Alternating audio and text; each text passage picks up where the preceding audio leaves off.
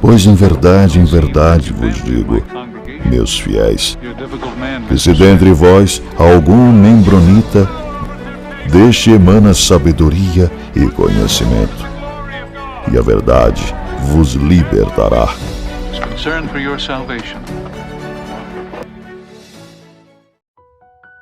Saudações, membronitas! Vamos iniciar nossa nova temporada. É chegada a hora, o pessoal estava esperando a gente comentar e abordar esses assuntos da terceira temporada.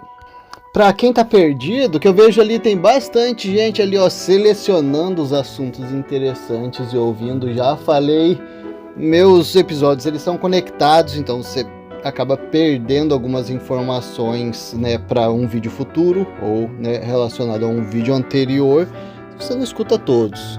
Então a gente tenta aqui trazer, né, um resumo do que está acontecendo. O canal Membro Fiel foi criado para a gente estar discutindo e levantando algumas informações sobre a Igreja de Jesus Cristo dos Santos dos Últimos Dias. Tem bastante dias que me diz, fala uma coisa aqui, outra ali, então vamos levantar algumas informações. Eu gosto bastante de pegar fontes seguras. Não coloco muito minha opinião, então minha opinião ela vai estar contida aqui, mas é mais informações mesmo. Lá em Provérbios 18:15, o coração do que tem discernimento adquire o conhecimento e o ouvido dos sábios busca o conhecimento. Então é isso aí, pessoal. Informação nunca é demais. Em Doutrina e Convênios 88 também, 88 e 79, tá falando ali sobre adquirir conhecimento. Vai adquirir conhecimento, as complexidades das nações, do estrangeiro, as coisas que estão em casa. E aí no 80 ele diz, para que estejais preparados em todas as coisas. E pulando lá pro versículo 118, ele fala, e ensinai-vos uns aos outros. E pulando um pouquinho lá para frente, Doutrina e Convênios, capítulo 130, no versículo 19, fala, e se nessa vida uma pessoa, por sua diligência e obediência, adquirir mais conhecimento e inteligência do que outra, ela terá tanto mais vantagem no mundo futuro. Então não pela questão de ter mais vantagem do que outra pessoa, mas já visualizamos que adquirir conhecimento é algo que vai contribuir aí 100% para o nosso crescimento pessoal. Falamos sobre crescimento pessoal aí na temporada anterior, para quem acompanhou, tá ligado. Muito bem, vou contar aqui uma experiência pessoal minha, que eu tive em 2018, alguns anos atrás, que foi muito importante para o meu crescimento pessoal. Foi uma fase bem importante para mim. Eu comentei, acho que lá no episódio 1 do nosso podcast, que eu sempre fui uma pessoa muito dedicada nos assuntos religiosos da igreja. Para quem não acompanhou, eu praticamente nasci na igreja, né? Meus pais entraram para a Igreja de Jesus Cristo dos Santos dos Últimos Dias, né? Mais conhecida como os Mormons. Lá em 89 eles conheceram os missionários, se batizaram lá por 1990, ou 89 mesmo, não tô lembrado agora, mas eu nasci em 86, então eu tinha uns 3 aninhos ali, 3, 4 aninhos, quando comecei a frequentar o berçário, a primária. Meus pais sempre foram muito ativos na igreja, né? Sempre buscaram exercer o chamado deles e tá sempre participando de todas as atividades, as reuniões e aplicando tudo que o evangelho instrui, né, para a família. Reuniões familiares, dízimo, jejum, oração em família, oração individual, visitas de mestre familiar, estudo das escrituras em família, estudo individual, prestar um testemunho no primeiro domingo do mês, dar um discurso, exercer seu chamado. Então, muitas coisas que mantêm a nossa vida envolvida com a igreja. Sempre fomos bem envolvidos com a igreja. E o assunto da religião, ele sempre me chamou a atenção. Por quê? Basicamente, a gente tem alguns questionamentos. Então, Deus existe? Deus não existe, Deus existe. Então, nós temos ensinamentos dele aqui na Terra? Sim, temos. A Bíblia, né, o livro de Mórmon, ok. O que tem escrito lá? Instruções de como a gente deve levar a nossa vida e, né, como a gente vai fazer para retornar à presença de Deus e recebermos a exaltação, que na verdade é essa vida eterna na mais plena forma e felicidade. Eu quero isso para mim? Quero, com certeza quero.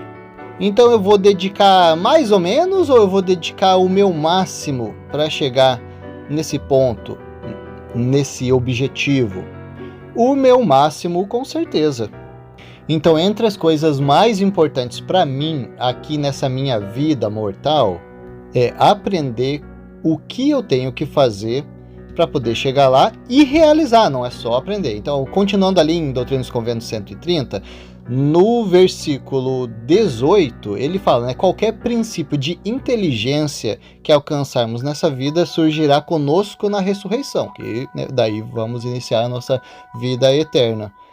Então, por mais que eu chegue lá nos meus 80 anos de idade, se eu conseguir chegar lá, eu vou ter esquecido muita coisa do que eu já aprendi. Livros, filmes, informações, experiências.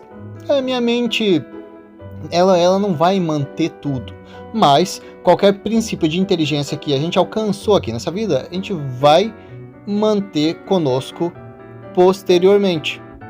Então sempre levei muito a sério essa questão de estudar, de ler, buscar informação, conhecimento e aplicar o que eu aprendo aqui na Terra, nessa minha vida, porque sempre pensei na questão, poxa, eu tô vivendo aqui, vou viver ali 60, 70 anos, uns 80 ali, se esticar bem.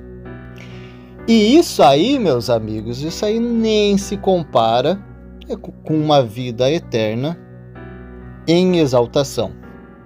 Tá, pessoal? Tem termos, sim, tem escrituras, sim, da Igreja de Jesus Cristo Santos dos Últimos Dias, do Livro de Mórmon, de Doutrina e Convênios. Então, quem não é membro vai estar um pouquinho de fora, né? Principalmente nessa temporada, tá? Essa temporada vai ser abordando os assuntos da Igreja mesmo, então, né, quem não é membro vai ficar por fora de alguns termos, pode mandar mensagem ali, a gente responde, né, dúvidas. Que realmente a primeira temporada foi explicando sobre a minha vida na igreja, bastante coisa da minha missão, interessante, coisas que eu vivi. Aí a segunda temporada a gente foi falando mais, assim, até nem teve tanto questão religiosa, mas questão, né, de desenvolvimento pessoal. Então a gente aprendendo, né, como deixar de ser cabeçudo, como deixar de ser, né, polarizado com as nossas ideias, né, trancado dentro daquela bolha e não deixar informações novas surgirem, que não é saudável para o nosso desenvolvimento. Mas agora, nesse ponto da terceira temporada, a gente vai estar abordando os assuntos que realmente só membros da igreja vão estar conseguindo entender um pouquinho mais. Mas são informações interessantes porque não são muito abordadas e às vezes são polêmicas. Até por isso que eu não gosto de estar passando muito, né, a minha opinião pessoal. Eu vou passar, obviamente, uma outra coisa, porque a gente falou ali num episódio sobre manipulação. O manipulador, ele tem os seus interesses pessoais para que as pessoas façam o que ele quer, para o benefício próprio dele, e não daquela pessoa. E tem uma diferença, né, entre o manipulador e o influenciador. Então o influenciador, ele basicamente a diferença entre os dois tá em que o influenciador ele busca o objetivo de, né, passar aquela informação para aquela pessoa para o desenvolvimento daquela pessoa, né, para o benefício daquela pessoa e não um benefício próprio. Então eu gosto de cuidar bastante para não estar manipulando, né, as pessoas, e sim trazendo conhecimento, trazendo informação, e com essa informação tá influenciando as pessoas a um crescimento pessoal. Então, eu adquiri um conhecimento, eu estudei um assunto, esse assunto foi benéfico para mim, eu vou estar compartilhando as informações e depois eu vou estar compartilhando a minha opinião sobre aquelas informações, e vocês podem argumentar, trazer novas informações, que eu sempre gosto de receber novas informações, novas opiniões. E se aquelas informações elas têm uma procedência confiável ou aquela opinião ela se aplica a mim, vai ser absorvido da mesma forma. Se a minha informação e a minha opinião, né, contribuir para vocês, ótimo, é o nosso intuito. Nosso último episódio da segunda temporada foi sobre o testemunho, para quem acompanhou. E eu quis fechar aquela temporada falando sobre o testemunho porque ele é uma chave fundamental para a nossa nova temporada aqui, a terceira temporada, porque a gente vai estar abordando os assuntos da igreja e é muito importante que nós saibamos se temos um testemunho real sobre o evangelho ou não e como diferenciar, né, um testemunho de, às vezes, algumas coisas que podem nos confundir, que são, às vezes, alguns sonhos ou algumas emoções, né? Então, para quem perdeu, né, acompanha lá, acompanha todos os episódios que pulou, mas principalmente o último episódio da segunda temporada para poder estar iniciando essa terceira temporada. Eu achei muito interessante aquela parte que estava falando ali, né, basicamente faz parte, né, do testemunho a gente questionar as doutrinas do evangelho, ou a gente tem que, né, adquirir esse testemunho sem ter dúvidas. E foi falado, e por meio das dúvidas sobre as doutrinas, que Joseph Smith encontrou a verdade. Ele estava buscando, ele conhecia várias religiões, mas não se sentiu muito confortável, e com essas dúvidas ele buscou e ele adquiriu, né, a experiência dele da primeira visão e restaurou o evangelho. Então, a partir dessas dúvidas, isso aconteceu. Tá? Mas eles comentaram, né? Na informação que eu coletei, né, em manuais da igreja e discursos nas liaronas, discursos de conferência, de que como membros da igreja a gente tem que se concentrar em obter um testemunho e fortalecer a nossa fé, porque essas dúvidas elas vão ser resolvidas através desse testemunho.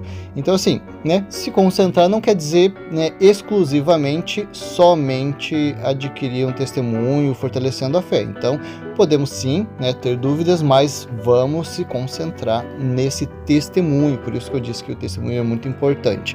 Adquirindo um testemunho, fica mais fácil você levar essas informações adiante, porque uma informação falsa ela não vai te abalar, e por isso também eu foquei bastante em não nos deixarmos influenciar por um testemunho fraco ou falso, né? Por exemplo, às vezes eu tenho um testemunho falso, teve alguma experiência que aconteceu na minha vida que às vezes pode ter sido uma simples coincidência ou alguma coisa não relacionado a um testemunho. E voltamos lá para aquela escritura famosa, missionário está cansado de ouvir Tiago 1,5. Que a gente, na abordagem, já os pesquisadores, as pessoas que estão conhecendo a igreja, já é citada essa escritura, porque é a escritura-chave para o início, né, desse caminho trilhado na igreja. Tiago 1,5, e se algum de vós tem falta de sabedoria, peça a Deus, que a todos dá liberalmente, sem repreensão, e ser-lhe-á dada. E como a gente tinha citado Bruce R. McConkie anteriormente, por meio do Espírito Santo, a verdade é incutida nas próprias fibras e nervos do corpo de maneira a não ser esquecida. Então eu suponho que isso não seja um sentimento qualquer. J. Reuben Clark foi o primeiro conselheiro na primeira presidência lá desde 1945. E tem uma citação bem interessante dele, ele fala: a sabedoria das massas é maior do que a de um indivíduo. O povo pode facilmente ser manipulado dependendo da instrução que tem. Então, basicamente, quanto mais conhecimento adquirimos, menos chance de sermos manipulados. O Elder Clark também falou lá no seu discurso em 1938, o título do discurso é O Curso Traçado da Igreja na Educação. E ele fala assim: se nós tivermos a verdade, não pode haver nenhum conflito entre o conhecimento verdadeiro e a verdade que possuímos. É basicamente explicando o óbvio, né? Me chegou uma informação nova de que algo que eu acredito não é daquele jeito, que eu sempre acreditei e aconteceu de forma diferente, então automaticamente aquilo não é verdade, né? Ou algo não é verdade, ou a informação nova que eu adquiri, ou o que eu acreditava não é verdade. Bom, vamos falar um pouquinho sobre esse discurso do Elder Clark. Ele começa falando ali sobre o papel da educação na vida do ser humano, beleza? E ele destaca essa importância na formação de cidadãos éticos, responsáveis e atuantes na sociedade. Foi o que a gente comentou ali a segunda temporada inteira, né, do nosso canal. E ele pondera também que a educação ela não pode se limitar apenas na formação intelectual, né, do ser humano, mas também tem que incluir essa formação moral e espiritual, ok? Aí em seguida, nesse discurso, ele aborda aquela questão da relação entre religião e educação, né? A religião e o conhecimento, né? E ele defende que esses dois campos eles não podem ser separados, mas integrados. Ele argumenta ali que a verdadeira educação ela não pode prescindir de uma dimensão espiritual, porque né, só assim que o ser humano ele pode compreender a sua posição perante Deus e o mundo. O Elder Clark ele também fala ali sobre a importância de uma educação baseada em princípios sólidos, né, que eles não estejam sujeitos a essas oscilações de modismo intelectual ou paixões pessoais. E ele destaca que a igreja ela tem um papel importante nesse sentido, né, porque os ensinamentos eles são baseados na verdade eterna e oferece uma visão coerente, né, e abrangente. E daí, por fim, ali nesse discurso dele, ele aborda aquela questão do papel das escolas, das universidades mantidas pela igreja nesse contexto da educação. Bom, o conhecimento do mundo, ou como a gente pode chamar, o conhecimento secular, ele não pode entrar em conflito com as verdades do evangelho, porque senão alguma coisa está errada, alguma coisa não é verdade. Se houve algum conflito de informação, alguma informação está incorreta ou incompleta. E isso tem causado um transtorno, vamos dizer assim, recentemente para a igreja. A igreja, lá em 1838, teve uma evasão grande de membros da igreja por umas questões de conflitos armados, né? Então essa foi uma das primeiras evasões de membros da igreja. Depois, lá em 1910, a poligamia estava acabando, né, na igreja e alguns membros ficaram revoltados, não aceitaram essa nova revelação e também evadiram. Então uma nova evasão de membros da igreja. Teve uma boa leva ali de membros da igreja que não evadiram, mas foram expulsos. Eles criaram algumas manifestações contra a igreja porque o ensino público em Utah estava sendo abordada matérias religiosas da igreja. Eles não concordavam com isso e foram expulsos. Lá no final de 2011, teve uma perguntas e respostas ali na Universidade Estadual de Utah, em que o historiador e autoridade geral da igreja, Elder Marlin K. Jensen, ele participou dessa entrevista. E foi perguntado ali para ele, vocês estão cientes dessa evasão em massa da igreja? Ele falou, sim, a gente está ciente desse acontecimento.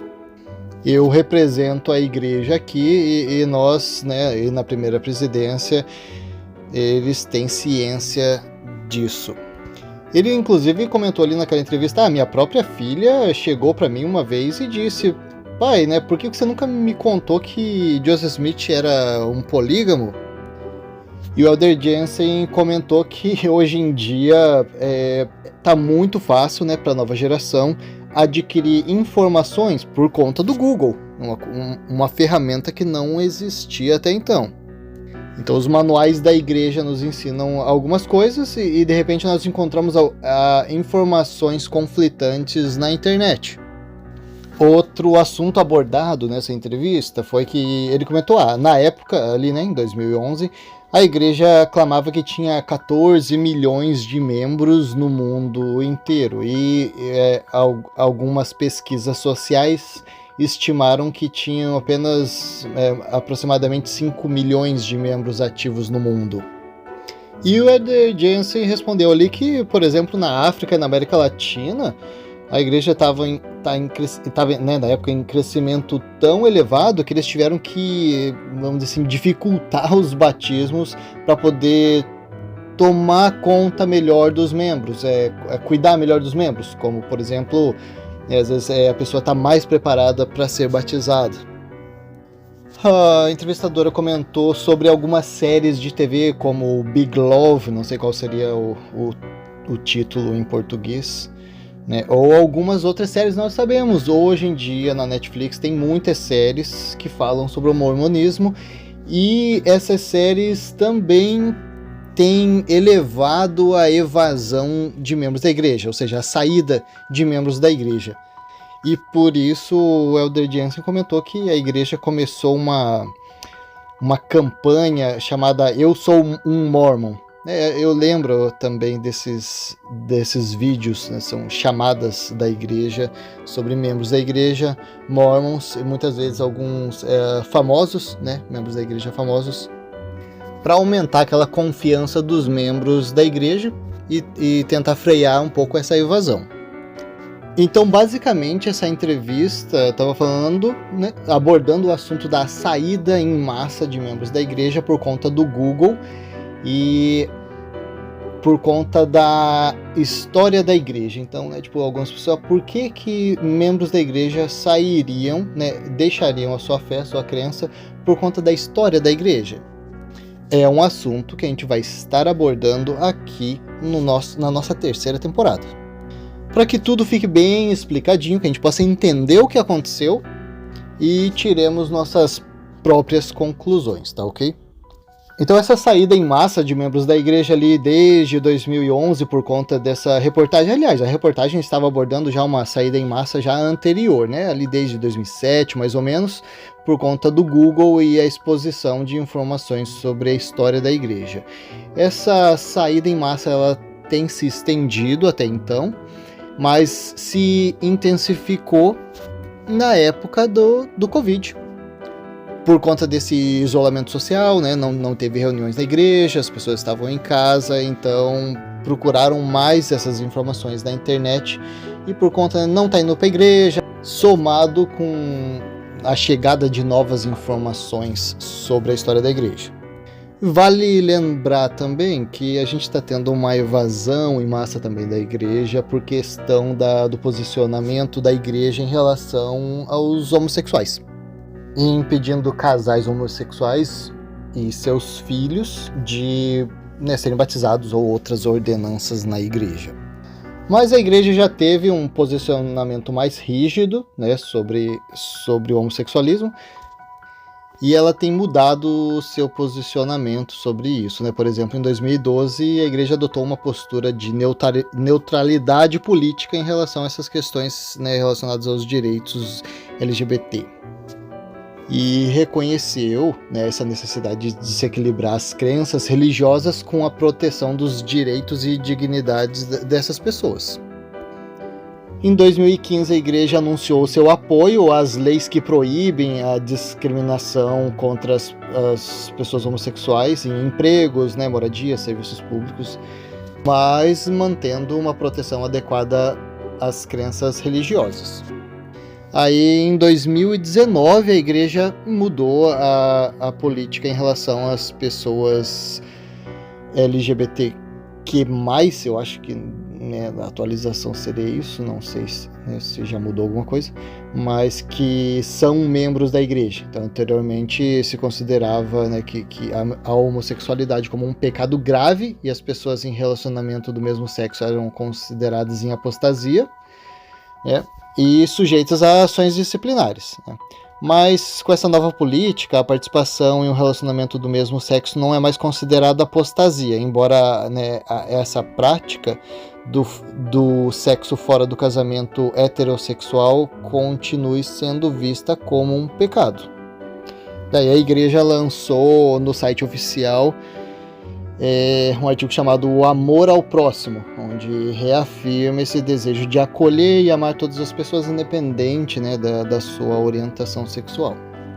Mas o fato é que, né, ainda existe bastante divergência em relação a isso dentro da igreja, né? Alguns membros, né, se mantêm mais conservadores e alguns, né, se mantêm mais inclusivos em aceitação às pessoas homossexuais. Então, né, a gente mostrou aqui posicionamento dos membros, posicionamento da igreja, né, as mudanças que a igreja fez no seu posicionamento e os motivos aí de evasão em massa de membros da igreja ao decorrer da história. Obviamente teve muitas outras, mas a gente citou algumas das principais. Por exemplo, né, antigamente ainda teve uma evasão grande quando quebrou o banco da igreja. O banco da igreja ele quebrou e as pessoas perderam a fé e evadiram também. Então vamos estar abordando aqui algumas informações controversas sobre a igreja. Vamos estar explicando sobre o que são essas informações sobre a história da igreja que causaram tanta polêmica, né, ou tanta evasão de membros. E vamos estar coletando informações aqui em alguns sites mais confiáveis, apologéticos à igreja, e alguns mais confiáveis que conflitam com as informações da igreja. Vamos juntar essas informações e tentar chegar em alguma conclusão. Recapitulando ali, a Igreja de Jesus Cristo dos Santos Últimos Dias diz ter 16,6 milhões de membros da igreja hoje. Os críticos dizem que aproximadamente 4 ou 5 milhões são membros realmente ativos, o que, né, 16,6 milhões, né, é fácil de determinar, né, encontrando ali os dados, fichas dos membros. Agora, realmente, membros ativos eu já não sei alguma fonte específica que possa determinar isso. O que eu sei, trabalhando na presidência da Estaca, eu sabia que a gente tinha ali um pouco mais de 5 mil fichas de membros que faziam parte da nossa Estaca. Mas acredito que as nossas conferências de Estaca geralmente tinham 700 membros, 900, eu acho que teve alguma conferência que conseguiu chegar ali perto de 1.000 membros participando da nossa conferência geral da Estaca. Mas a somatória, uma média da somatória da frequência das unidades na nossa Estaca no dia a dia era maior, questão de 1.200, 1.300 membros. Então era visto ali que um quinto ou um quarto daquele montante de 5 mil, né, 1.300 eram membros que estavam ali indo para a igreja. O que é uma informação que poderia estar confirmando essa projeção feita. E obviamente, né, tipo, algumas pessoas alegam a igreja está mentindo em relação aos membros. Não, né, a igreja está colocando uma situação em que o número de membros e fichas que eles têm de membros da igreja é 16 milhões. Mas a igreja usa isso para fazer uma projeção falsa. Como aquela estratégia de marketing, por exemplo, do Datafolha. Um político ele vai querer dizer que nas pesquisas ele tem mais votos do que uma realidade, porque aquilo vai incentivar outras pessoas que estão indecisas a votar em quem vai ganhar. Então, né, algumas pessoas alegam a igreja usa dessa estratégia, afirmando ter mais membros do que realmente tem, para causar uma imagem de uma organização mais forte do que realmente é. Não acredito que seja na maldade, né? Eu sei que é uma estratégia de marketing, sim, mas então está aí, né, as informações separadas por contexto, vamos dizer assim. E para quem tem curiosidade aí, as igrejas cristãs com maior número de membros A Igreja Católica Apostólica Romana está em primeiro lugar, depois a Igreja Protestante Unida da Holanda, Igreja Ortodoxa Russa, e vamos ver, a Igreja de Jesus Cristo dos Últimos Dias está em 13ª colocada, né, em número de membros no mundo. E obviamente estamos falando de igrejas cristãs, né, que tem muitas outras religiões distribuídas aí pelo globo. E finalizando esse episódio, eu gostaria de levantar aqui uma citação do presidente Clark, né, que ele falou: se temos a verdade, ela não será ferida pela investigação. Se não temos a verdade, ela deve ser ferida. A gente vai ficando por aqui com este episódio introdutório da nossa 3ª temporada. E até a próxima!